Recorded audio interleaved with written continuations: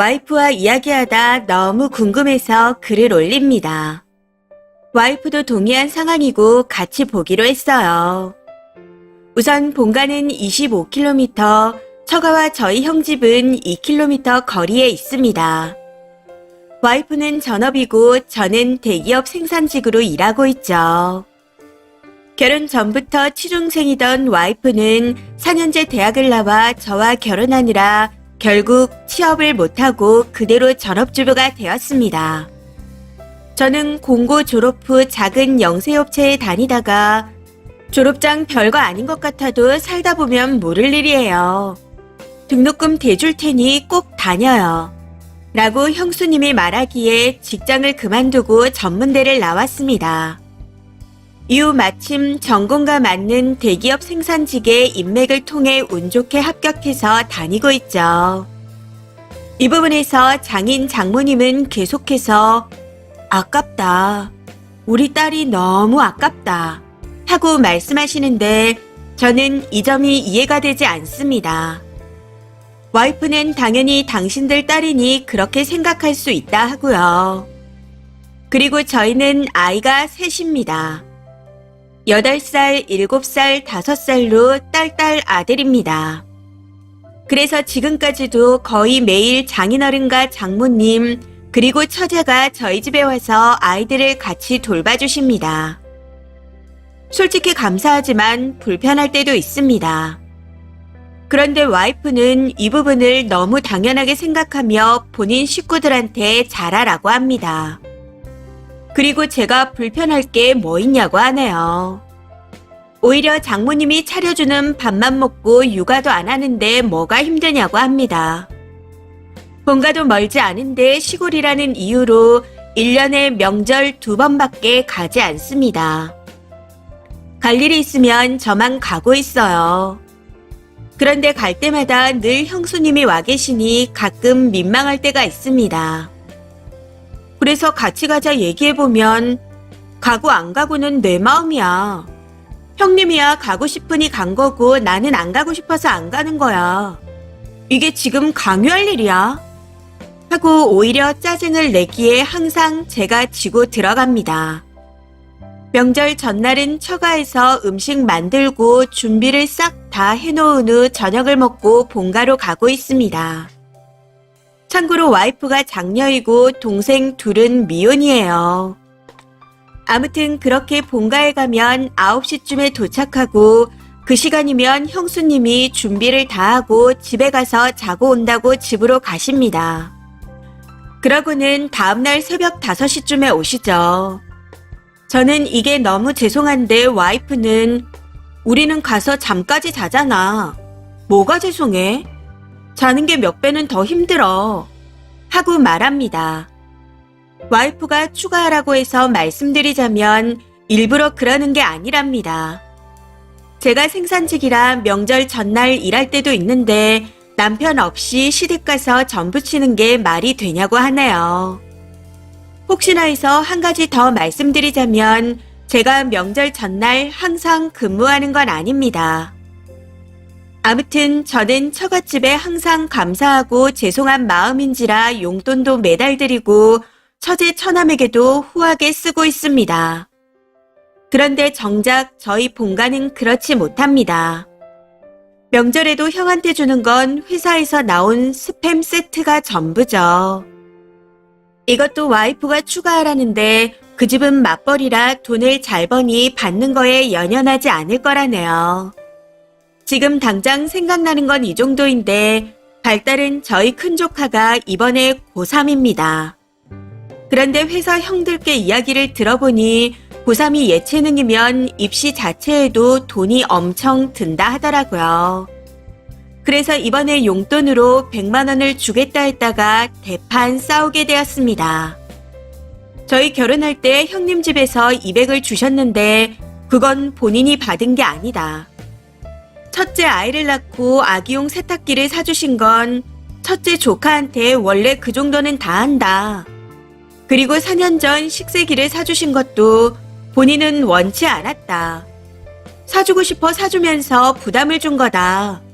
이런 식입니다. 솔직히 저는 누나들도 나이가 많고 형도 나이 차가 나서 현실을 잘 몰랐습니다. 그런데 우연히 회사 형들이 사는 얘기를 기동량하다 알게 되었네요. 그래서인지 조카가 고등학교 갈 때 10만 원 준 게 미안해지더라고요. 그런데 와이프는 그 집은 맞벌이고 애도 둘이고 다 컸는데 뭐가 미안하고 힘들어 하고 말합니다. 그러면서 꺼낸 이야기가 저희의 초등학교 입학할 때 20 줬는데 왜 고3이라고 100을 주냐고 난리입니다. 그 집은 맞벌이니까요. 뭐 다 좋습니다. 와이프 말이 다 맞고 처가에 감사하고 죄송한 거 맞고 시댁에 안 가는 거 맞고 명절에 자고 오는 거 그것까지 다 힘든 게 맞다 치자 했습니다. 그랬더니 맞다 치자가 아니야. 애들 주르륵 키워봐. 당신이 살림 육아 하나도 안 하니 모르는 게 많은 거야. 하고 소리 지르며 울고 불고 난리입니다. 외벌이 살림이 얼마나 힘든데 돈백을 우습게 아냐고 난리네요. 진짜 제가 이상하고 돈을 우습게 아는 건가요?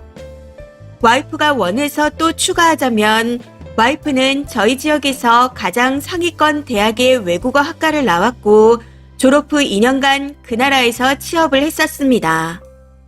귀국해서 취업 준비를 하다 저를 만나서 주저앉은 케이스입니다. 와이프의 말을 그대로 옮기자면 남편이 매일 새벽 6시에 나가서 저녁 8시에 들어오니 친정 식구들이 와서 있어주는 겁니다.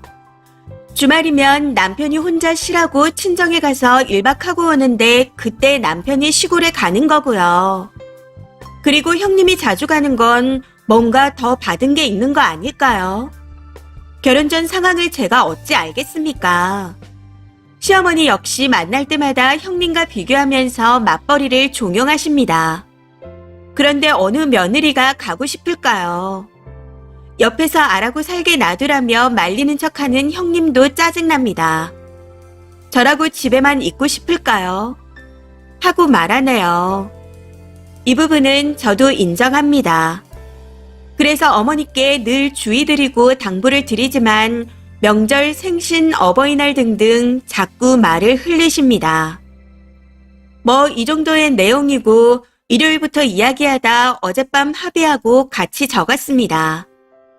조카의 용돈 100에 초점을 맞춰서 봐달라 하니 참고해 주시고 객관적인 의견 꼭 부탁드립니다. 누가 잘못된 건가요? 댓글입니다. 첫 번째. 아내의 논리대로라면 처가 식구들이 아내 힘들까봐 도와주는 거지 외벌이하는 사위 힘들까봐서 죽치고 있는 건 아니지 않나요?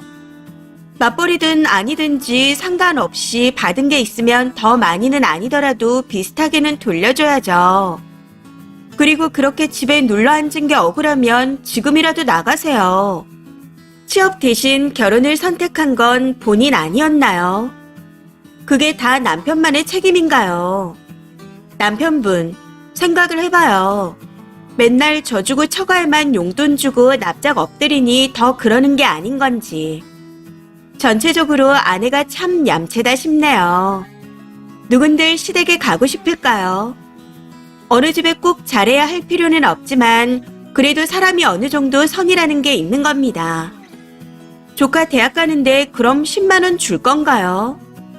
전에 형님 집에서 한 걸로 봐선 다 돌려받을 텐데 삼촌 노릇도 못하게 하네요. 두 번째.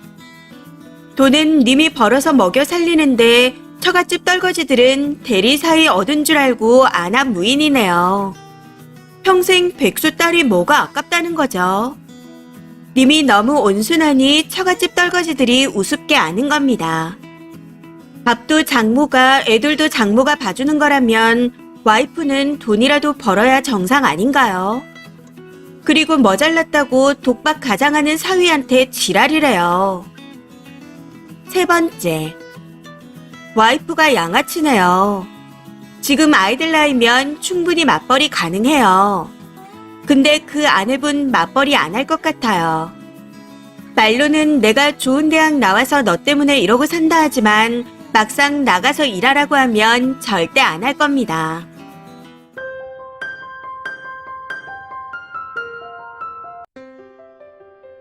안녕하세요. 30대 중반 남자입니다. 결혼을 전제로 3년 넘게 사귀는 여자친구가 있습니다. 저보다 3살 연하고요. 내년 중순에 결혼할 예정이라 아직 양가 부모님께 이야기는 안 했고 둘이서 예식장을 어디에 잡을까 생각하던 중이었습니다. 양가 부모님들은 각자 오래 사귄 사이라는 걸 알고 있었기에 의례 결혼하겠구나 하는 것만 알고 계신 수준이었습니다. 해서 당연히 아직 상견례는 안 한 상태였죠. 그러다 얼마 전에 여친 아버지가 갑자기 돌아가셨습니다. 너무 갑작스러웠던지라 경황 없이 장례를 치르게 되었고 마음을 추스르고 난 후 아버지 명의의 재산 등을 정리하는데 여친이 주도적으로 나서서 하는 겁니다.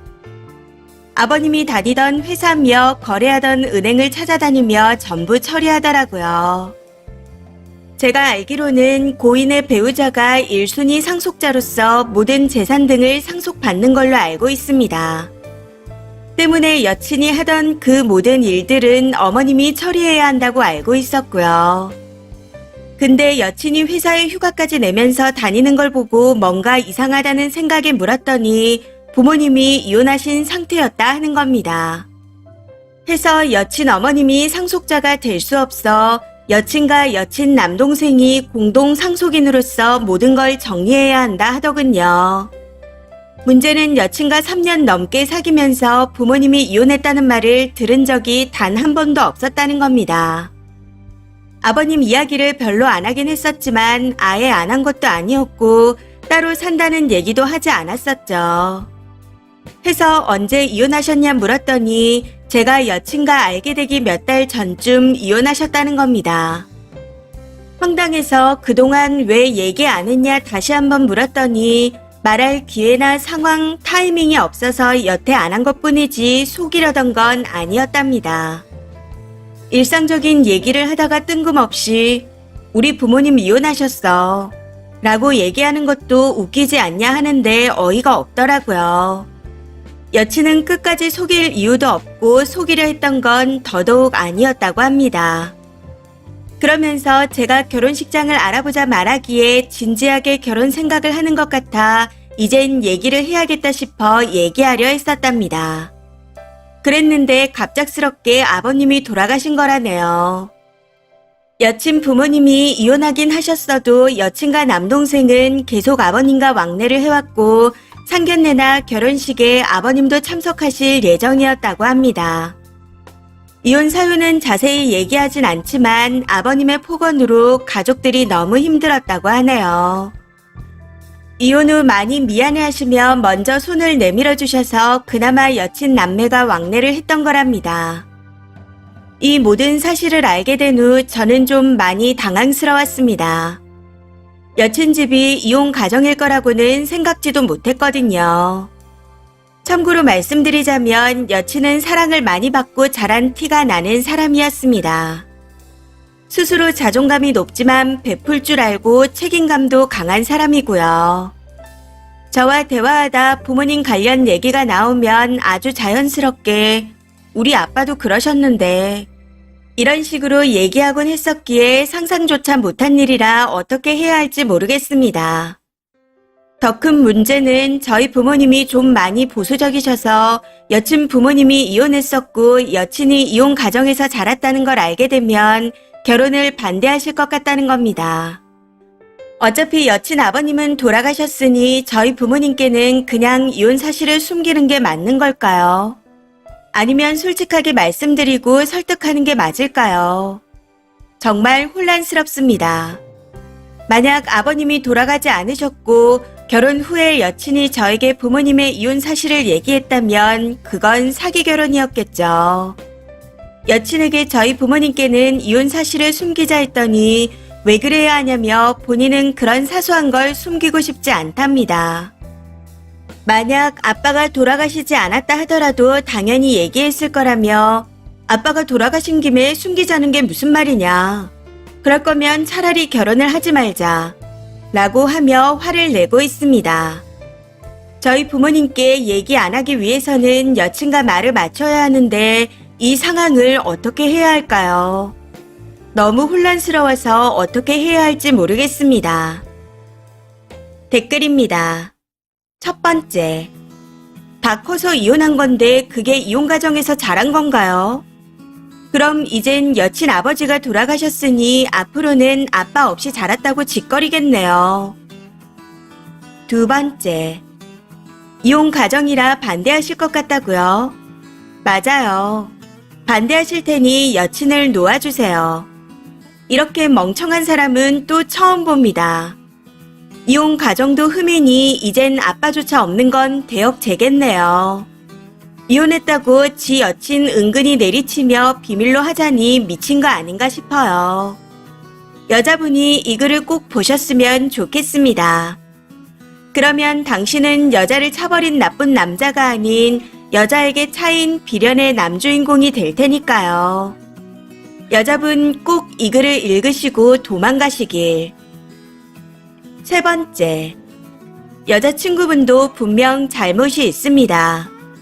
사귀는 사이에는 말하기 힘든 일일 수도 있으나 결혼을 계획할 때는 말했어야 하는 부분이라는 생각이 드네요. 하지만 쓰니의 대처 방법도 별로 현명하지 못합니다. 부모님의 이혼 여부가 결혼의 걸림돌이 될 수는 있지만 그 걸림돌을 넘어야 하는 건 쓰니입니다. 넘기 싫으면 헤어지면 되는 거고요. 근데 거짓말을 해서 피해버리면 그 후폭풍은 누가 감당하나요?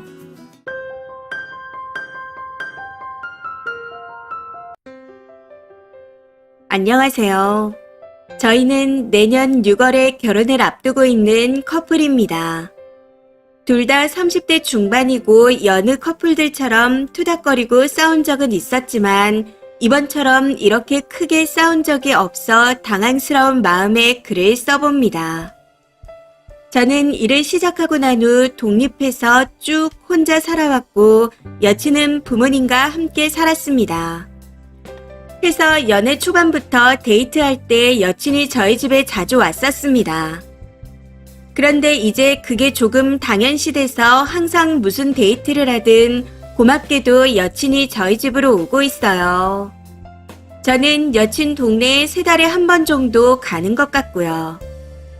어딜 가기로 해도 중간에서 만나지 않고 여친이 저희 집으로 온 후에 같이 움직입니다. 혹시나 해서 말씀드리자면 저희는 둘 다 차를 가지고 있고 차로 15분 거리에 살고 있어 오는 게 큰 불편이 없습니다.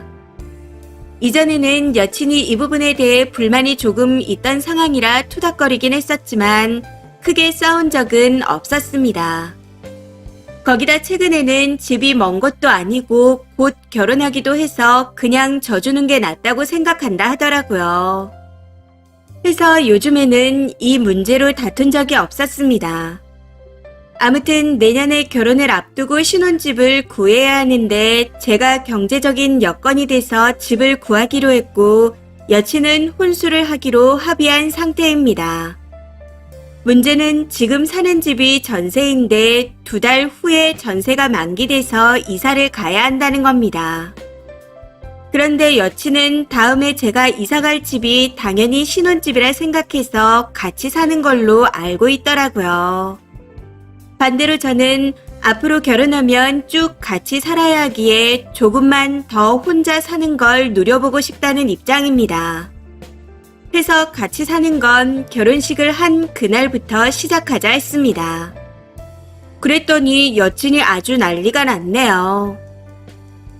내가 집에 돈 안 보태서 그러는 거야. 그럼 나도 집 구하는데 돈 보탤게. 라고 하면서요. 근데 저는 진짜 돈 때문에 이러는 게 절대 아닙니다. 그냥 결혼 전까지 남은 기간 몇 개월이라도 혼자 살고 싶어서 그러는 건데 여친은 이해를 안 해줍니다. 여친은 신혼집을 장만하고 가구도 같이 꾸미고 빨리 저와 살고 싶은데 저는 왜 안 그러냐고 서운하다네요. 신혼집인데 왜 자기가 못 자고 집에 가야 하냐고 이해가 안 된다고 합니다. 그렇게 할 거면 앞으로 이제 너네 집에 안 올 거야. 여태까지 오는 게 힘들었어도 얼마 안 남았다 생각하고 군소리 없이 왔던 거였는데 내년까지 계속 그래야 하는 거면 힘들어서 더 이상은 못하겠어. 앞으로 데이트할 때 뭘 하든지 그냥 중간에서 만나자. 라고 말하며 화를 냅니다. 너무 어이가 없어. 지금 복수하는 거야? 고작 몇 개월인데 혼자 살고 싶다는 걸 왜 이해를 못 해줘? 그리고 나는 중간에서 만나는 거 절대로 싫어. 하고 말했습니다. 사실 제가 집돌이라서 집데이트를 좋아합니다. 그래서 지금처럼 여친에게 저희 집으로 왔으면 좋겠다고 했네요. 결혼 전까지 몇 개월만 지금처럼 지냈으면 좋겠어. 제발 좀 이해해줘. 하고 부탁했지만 며칠째 이 문제로 갈등 중입니다. 여친은 제가 문제라 하고 저는 여친이 이해 안 해주는 게 속상한데 누가 이기적인가요?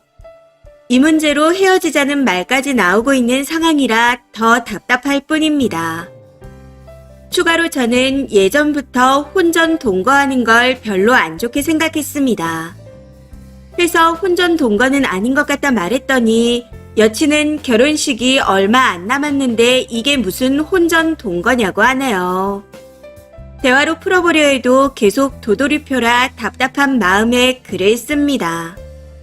누가 잘못된 걸까요? 조언 부탁드립니다. 추가입니다. 오해를 할까봐 추가합니다. 가전, 가구 같은 건 이미 제 집에서 제가 샀던 걸 그대로 가져가기로 해서 따로 사야 할 건 딱히 없습니다. 그래도 여친이 신혼집 분위기를 내고 싶다 해서 침대, 소파, TV장 정도는 새로 사자고 한 상태이고요. 제가 쓰던 가구와 냉장고, TV 등 다 2년밖에 안 돼서 상태가 매우 좋습니다. 지금 쓰던 걸 그대로 가져가면 되는 거라 사는데 전혀 지장이 없어요. 저는 기존 걸 그대로 가져가고 혼자 살다가 결혼식 한두 달 전부터 같이 뭘 살지 고민하고 보러 다녔으면 좋겠다는 입장입니다. 집과 혼수를 제가 거의 다 해가는데 몇 개월만 신혼집에서 혼자 살겠다는 말이 그렇게 이기적인 건가요? 여친이 저희 동네에 오는 건 2년 넘게 그래와서 습관이 돼서 갑자기 중간에서 만난다는 게 제 입장에서는 받아들이기 좀 힘들 것 같습니다.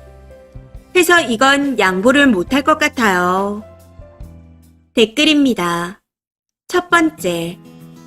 결혼 전에 혼자 살고 싶다는 걸 이해시키려면 본인이 말하는 그 몇 개월이라도 여친 동네든 중간에서 만나야죠. 본인한테만 맞추려고 하면 이해가 아니라 강요잖아요. 쓰니가 너무 이기적이네요. 두 번째. 짓부심으로 보이니까 쌓인 게 폭발한 거고 공감을 안 해주니 문제가 심해지는 중인 겁니다. 거기다 지금 예민한 시기라 기싸움도 있을 거고요. 화목하게 사는 기혼 입장에서 남자가 져주는 게 맞습니다. 괜히 영화나 책에서 남자가 져줘야 한다. 일단 아내 말이 맞다 생각해라. 따뜻한 사람이랑 결혼해라. 하고 말하는 게 아니에요. 다른 아저씨들도 살아보니 그게 맞으니까 그렇게 각본을 쓰는 거죠. 세 번째. 혼자 살고 싶은 마음은 이해하는데 매번 여친이 당신 집에 가서 데이트하는 건 진심 이기적이고 거지 같네요. 차의 유무를 떠나서 왜 연애를 그딴 식으로 하나요? 집돌이라 집에서 데이트를 하고 싶으면 여친을 데려오고 데려다 주세요. 아니면 집 데이트를 포기하시던가요. 여친을 위해서 뭔가를 포기 좀 하세요. 본인만 생각하는 꼴이 결혼을 해도 이기적일 것 같습니다. 여자분이 결혼 생각을 다시 해봤으면 좋겠네요.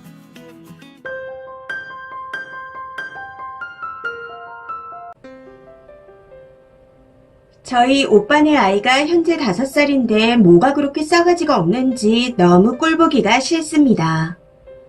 오빠 부부가 교육을 잘못해서 그런 건 알지만 하는 행동 하나하나가 어찌나 얄미운지 애까지 꼴보기 싫어 죽겠네요. 조카가 아침으로는 꼭 시리얼을 먹어야 하는 스타일입니다. 시리얼만 담은 그릇 1개, 우유만 담은 그릇 1개 이렇게 따로 줘야 하고요. 우유에 시리얼을 조금씩 넣어 먹어야 바삭하고 맛있다고 꼭 그렇게 먹더라고요.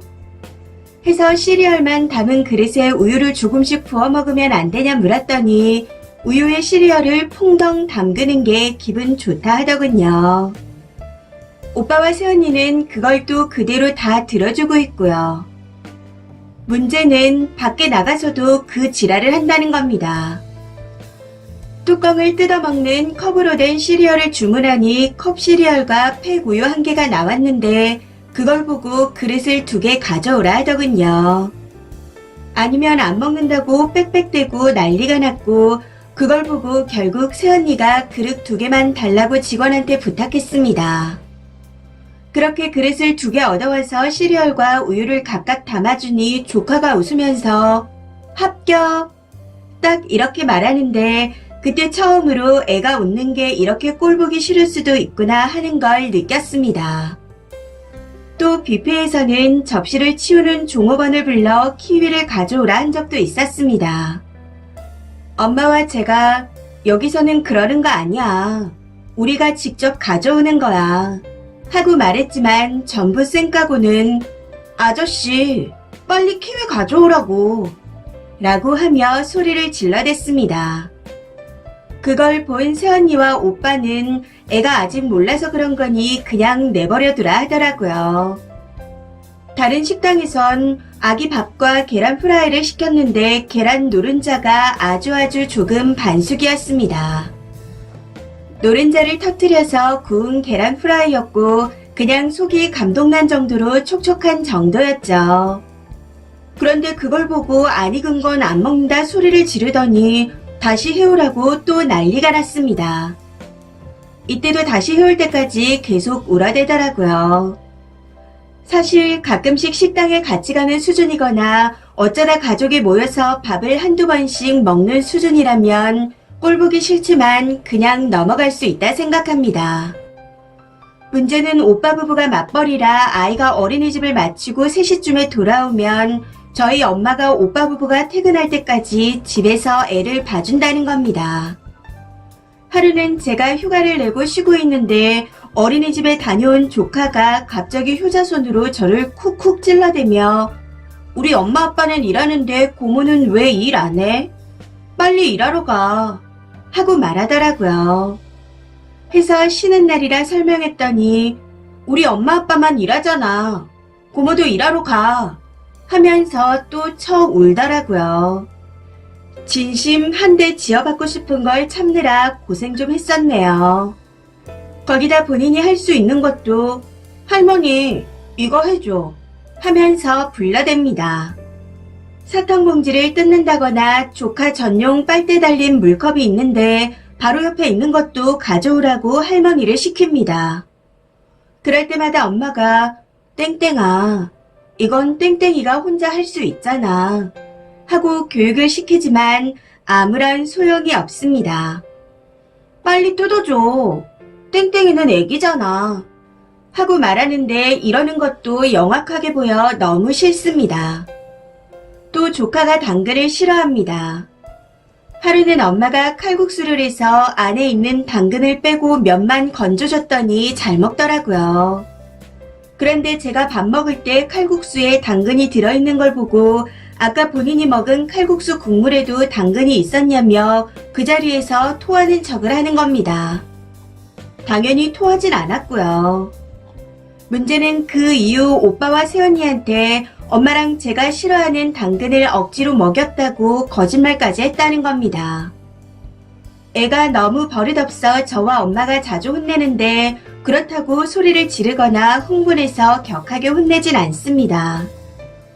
낮고 단호한 목소리로 안 돼, 아니야, 그만해 이 정도로만 말하고 있어요. 근데 새언니나 오빠가 오면 할머니랑 고모가 아빠 엄마 없을 때 소리 질렀어. 무서웠어. 하고 거짓말을 하며 울어버리는데 너무 기가 차고 어이가 없습니다. 황당한 건 지 애새끼 버릇없는 건 생각 못하고 오빠와 새언니가 저와 엄마한테 너무 섭섭해요. 자기 자식처럼 봐주는 건 안 바라지만 그래도 가족인데 자기 애처럼 신경은 좀 써주세요. 애한테 트라우마를 주지 마세요. 하고 뭐라고 했다는 겁니다. 이게 명절 전날 있었던 일이네요. 당시 저도 너무 화가 나서 그냥 돈 내고 다른 데 맡기라고 했습니다. 공짜로 엄마한테 애 맡기면서 미안하지도 않냐고요. 그러고는 애가 이상한 것 같으니 정신과나 좀 데려가라 하며 버럭 해버렸습니다. 그 뒤로 지금 우리 애를 정신병자 취급하는 거냐? 기분 나쁘다. 사과해라. 하며 난리가 났고 결국 오빠 부부와 다투게 되었습니다.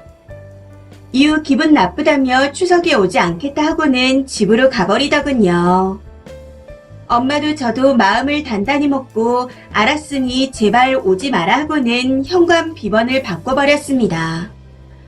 제가 더 빡치는 건 이런 상황에서 조카가 집에 가며 메롱하면서 혀를 내밀고 갔다는 거죠. 제가 볼 땐 오빠와 새언니가 애를 망쳐놓은 것 같습니다. 염치도 너무 없어 보이고요. 연휴가 지나고 당장 아이 맡길 곳이 없어 발등에 불이 떨어지면 연락을 해오겠지만 받아주지 않을 생각입니다. 엄마한테도 절대 받아주지 말라고 신신당부를 한 상태이고 엄마 역시 받아줄 생각이 없다 했습니다. 지금은 그냥 누군지도 모를 조카네 어린이집 선생님이 너무 불쌍하게 느껴지기까지 합니다.